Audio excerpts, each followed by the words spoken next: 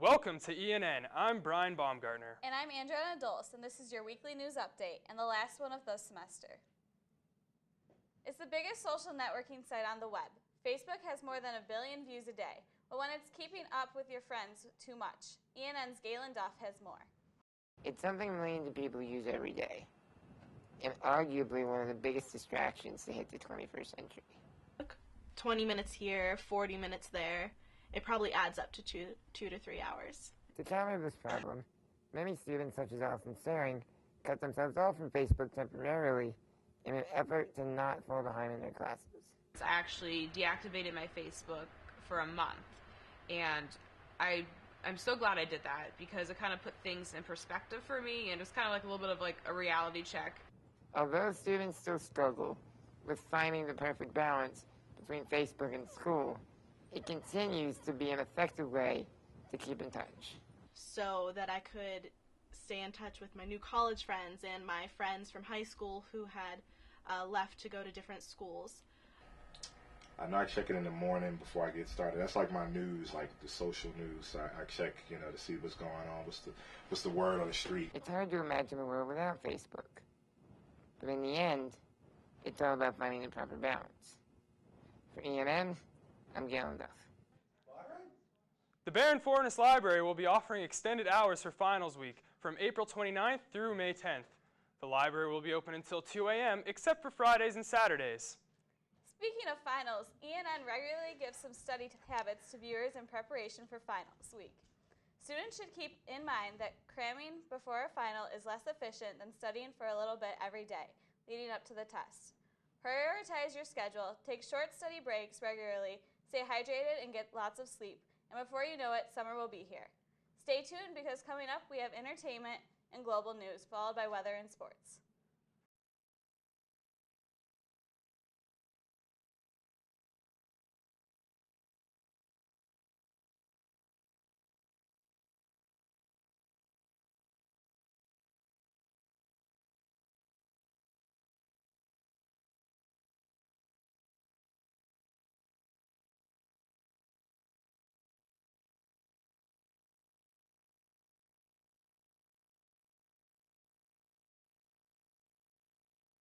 The conflict in Darfur has led to some of the worst human rights abuses. More than 200,000 people have been killed. 2.5 million have been displaced. Families torn apart. Please, take a stand with us. Let the people of Darfur know they are not alone. Join us. Join us. Join us at aidstillrequired.org. And do something for Darfur. Together. Together, we have the power to change the world. What do you stand for? Welcome to Entertainment News. I'm Andrea Dulce. E-News anchor Juliana Rancic is expecting her first child with husband Bill Rancic via gestational surrogate. The couple has chronicled their struggle to get pregnant on their Style Network reality show, Juliana and Bill. Kim Kardashian has found herself a new man. The reality star has been seen out and about with Kanye West in New York City. This relationship comes not long after the end of Kardashian's marriage to basketball star Kris Humphries.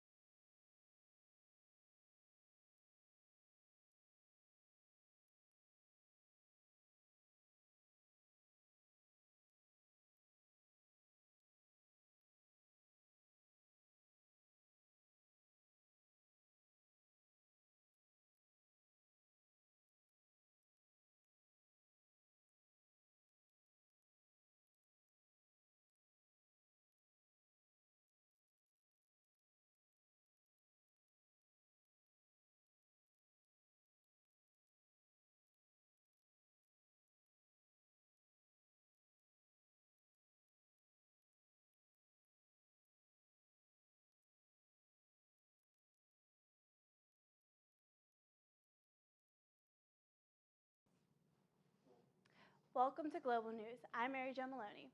4 explosions rocked an eastern Ukrainian city on Friday, April 27th, injuring 27 people. Authorities say it was a terrorist attack, but an opposition lawmaker claimed it could be a government plot to divert attention from the imprisonment of opposition leader Yulia Tymoshenko. Top law enforcement officials started investigating, but there was no immediate claim to responsibility.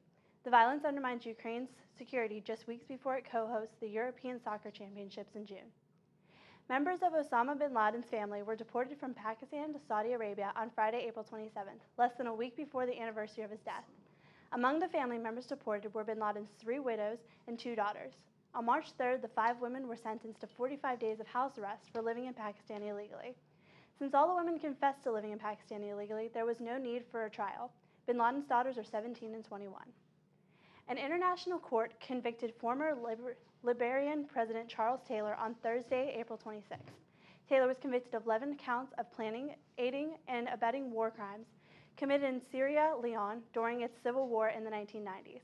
The conflict in Sierra Leone became notorious for its gruesome tactics, including the mutilation of thousands of civilians, the widespread of drugged child soldiers, and the mining of blood diamonds to pay for guns and ammunition. Taylor is the first head to be state convicted in international court since the post-World War II Nuremberg military aberration. A UN soldier was shot and killed in Afghanistan last week by a man wearing an Afghan military uniform. The attack happened on Wednesday, April 25th in the southern part of the country. The attacker was killed when coalition forces returned fire. This is the latest in a series of similar attacks that have killed 18 foreign soldiers in 11 separate incidents so far this year. The shooting will be jointly investigated by U.S. forces in Afghanistan, as well as Afghan authorities. Stay tuned because coming up next is weather, followed by sports. I got no balls for losing. Shocking. Drives it road all the time. Just had a few drinks. Just can't be happening. Are we clear? Clear. We're just buzzed. Just buzzed. You didn't tell us that, sir. You're right. This isn't happening. You'll be fine. I feel good. Really? No, not really. Buzz driving. Maybe we should stop acting like it's no big deal. Shocking.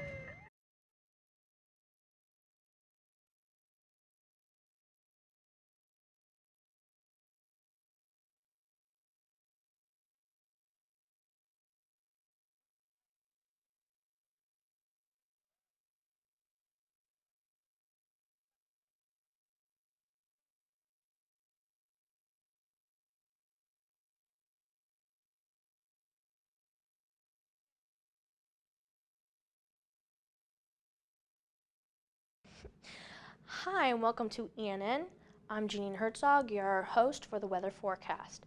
On Monday, we have a high of 63 and a low of 52, partly thunderstorms, and on Tuesday, partly cloudy with a high of 64 and a low of 50.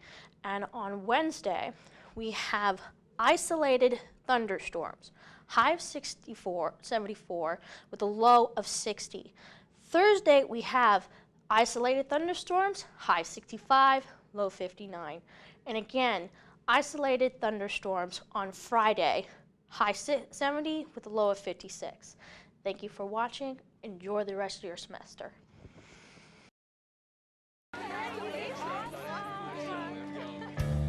Great game, man.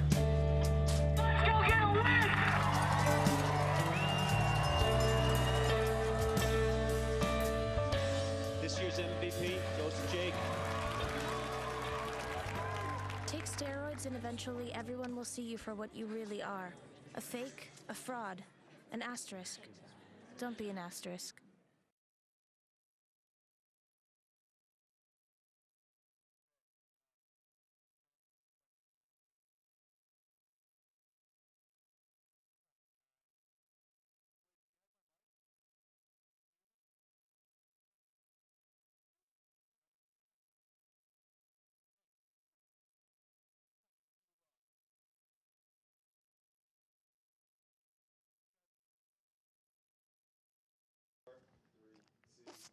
Hey, good game. Welcome to ENN Sports. I'm Patrick Muzo.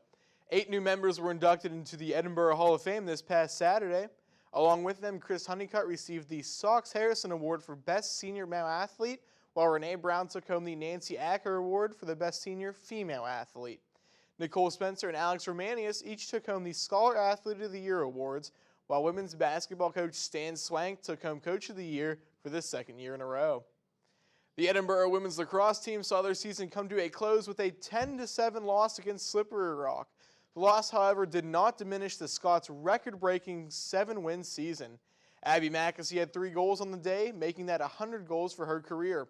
She leaves Edinburgh as the all-time leading scorer. The Scots will also say goodbye to Lauren Kincaid, Lauren Davis, Teresa Fiore, and Samantha Kaiser.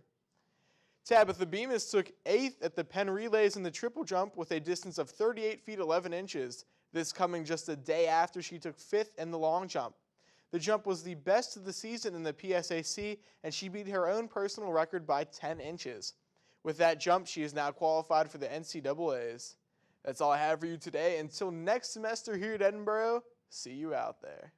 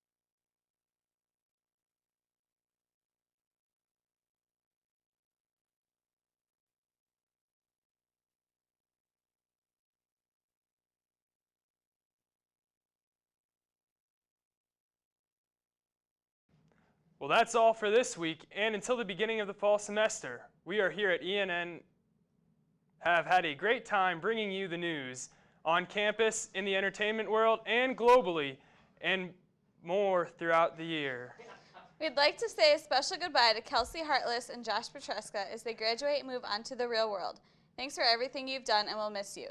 Remember, all our newscasts and productions are available on YouTube under the username Edinburgh TV.